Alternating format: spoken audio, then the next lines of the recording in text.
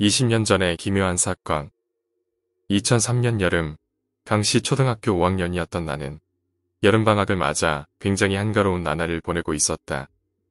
내가 사는 동네는 주위가 산으로 둘러싸여 있어서 아파트 단지가 경사진 언덕에 자리 잡고 있었다. 아파트 건물은 경사를 따라 일직선으로 올라가는 길을 중심으로 양옆에 세 회씩 있었다. 언덕 가장 아래쪽 아파트 단지의 입구에는 슈퍼마켓과 문방구를 비롯한 여러 가게들이 있었다. 그리고 우리 집 백식동은 언덕 꼭대기에 있었다. 나는 아침부터 당시 유행하던 온라인 게임, 바람의 나라를 했다. 그러다가 점심을 먹고 나니 게임이 질려서 바로 아래층에 사는 A와 함께 인라인 스케이트를 타기로 했다. 그런데 1층 현관문을 나가자마자 숨이 턱턱 막혀왔다.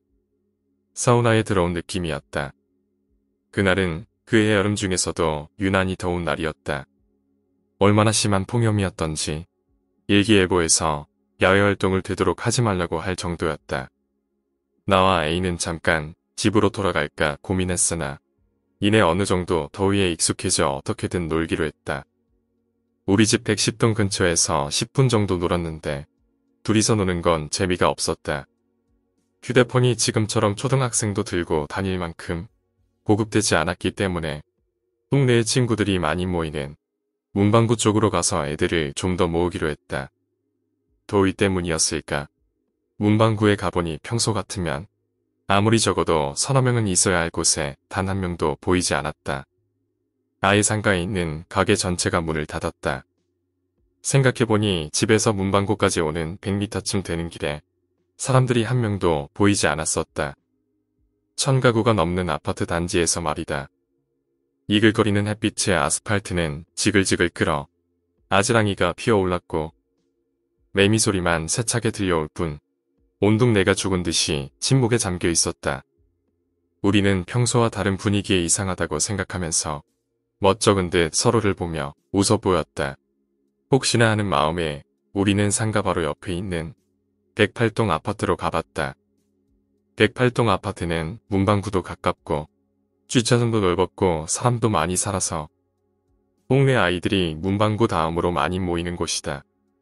특이하게도 나무가 많이 심어져 있어서 약간 음산한 분위기가 감도는 곳이었다. 그러나 그곳에도 아이들은 없었다. 우리는 굉장히 실망하며 108동 뒤쪽에 있는 공터로 갔다. 차가 5대 정도 주차되어 있을 뿐 개미새끼 한 마리 보이지 않았다. A와 나는 아무 말 없이 스케이트를 타며 공터를 빙빙 돌았다. 한 10분쯤 놀았을까? 이상하리만큼 사람이 없으니 뭔가 조금 무서운 생각이 들어 집으로 돌아가기로 했다. 그런데 A와 함께 공터에서 빠져나오는 순간 갑자기 등골이 엄청나게 오싹해졌다. 온몸에 있는 닭살이 다 돋는 것 같았다.